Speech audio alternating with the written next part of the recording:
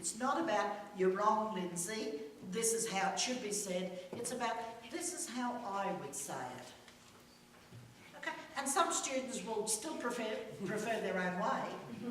Let me tell you, in second language, no different to first language, there'll be those that think they're right all the time. Okay? So reformulation is in the spirit of, this is how I would say it. Reformulation is wonderful.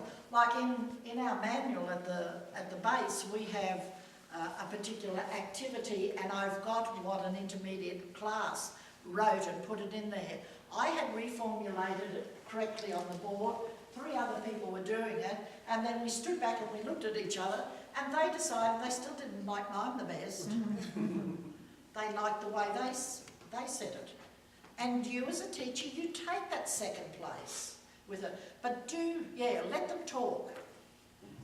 If an accident happens outside the church when you're all coming in, change your lesson and talk about accidents. You know, who's coming, you know? Yeah. Everybody's interested in what's going on around them. But they don't have the language to express about it. But yeah, push the boundaries with them. Okay. They will not, as I say, nobody's ever died from TESOL or ESL. Nobody. Okay? Answer your question? Someone? Yeah. Yes. Yeah. Okay. Yes. Would it be correct to assume that this can be used, like in any language? If I went to Thailand, someone speaking Thai could teach me to speak Thai in 12 weeks using this? If they teach you prime frequency words and function words. So is there a name for this certain philosophy if we wanted to learn a second language? It's known in academic books as prime frequency words, functional structure words, style words. That's their English names. So if we wanted to learn a second language, Ask them, do they have prime frequency words? Would be our best bet to go learn another language. Yes. I have learnt 9 languages. What is your name? What is your first My first language is Danish.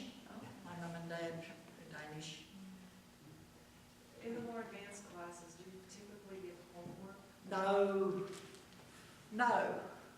Because the thing with homework is that you're having a class now, and there's a whole week till you come again, and there's not the relevancy to it unless they're an academic person. They've had to cut up carrots for the cafe. They've had to, you know, go and sweep streets and things like that all through the week. So homework, and I'm not even in favour of homework for first language either, so I probably have a bias. I think curriculum should be changed. If children cannot be taught in the hours they're at school, it should be changed. Okay. I'd have much more harmony in many families. Is there any benefit to reading to them, like children's books? Any benefits to reading children's books? Where's Marilyn Quigley?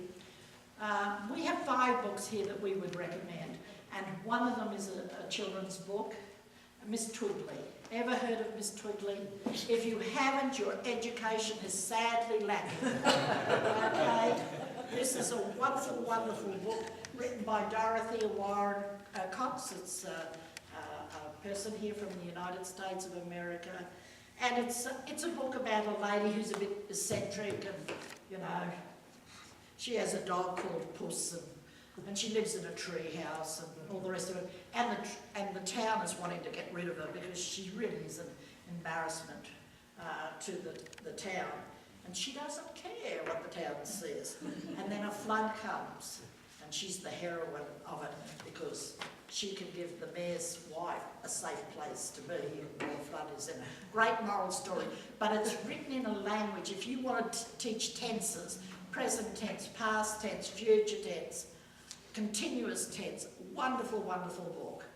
And it's got a moral, and it isn't a childish book. It's a book for children in first language, but it's not a childish book. Highly recommend this book in ESL. Dr. Seuss is a wonderful author because of the rhyming of it, minimal pairs, for pronunciation. His books are great for pronunciation because he has these rhyming words, and so it's a good book. Yeah, there are some children's book, yeah, great value in it. The thing is that you don't get Dick and Dora sat on the mat. Dick had a cat and Dora had a doll. Do not get that type of book. Get books that have a meaning for adults in it, because this certainly does.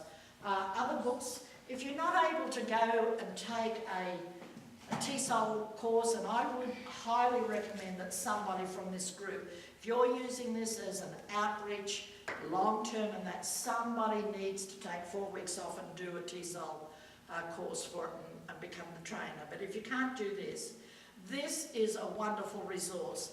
Now, I purchased this book. It was $6, but Faye, you saw it recently, $10 something. Yeah, it's gone up. You see, the trouble is I recommend books and they get on the popularity, so they think, oh, this can bear an increase in price. Teaching English as a foreign or a second language by a man by the name of Rudell. Really, really good book, because it talks about pronunciation, it talks about stresses, it talks about many things. So even, Pastor, if you just get one copy, put a slip of paper in, and at the end of the year you see everybody's name on it. Really, really a good resource. If you want activities, as we said, you should start your lessons with some sort of activity that gives interest to it. There's a book here, Grammar Practice Activity by Penny Herr. You get this from Sam's Club for $5, and it's called Painless Grammar.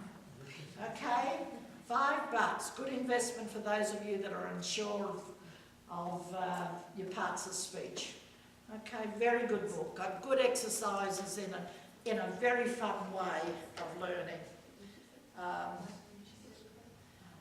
Exploring English, Reading and Conversation, Adult Supplement, and Adventures in English. If you don't want, I know that you've got a curriculum of your own, but if you wanted to look at something else after you finish this one, this would be a curriculum. It's got everything done for you. Tells you what your starter is, tells you what your grammar point is, tells you what to teach, how to teach, tells you how to teach idioms and everything. It's a very, and best of all, it's got answers in the back. For those of us that are a bit unsure. So Exploring English. So they're the books that we highly recommend in ESL. So if you want the name of any of those, just see Marilyn, because we do understand time has gone. Any other questions very quickly, and I will try and give a quick answer. No, good, we finished. Thank you very much. Thank you.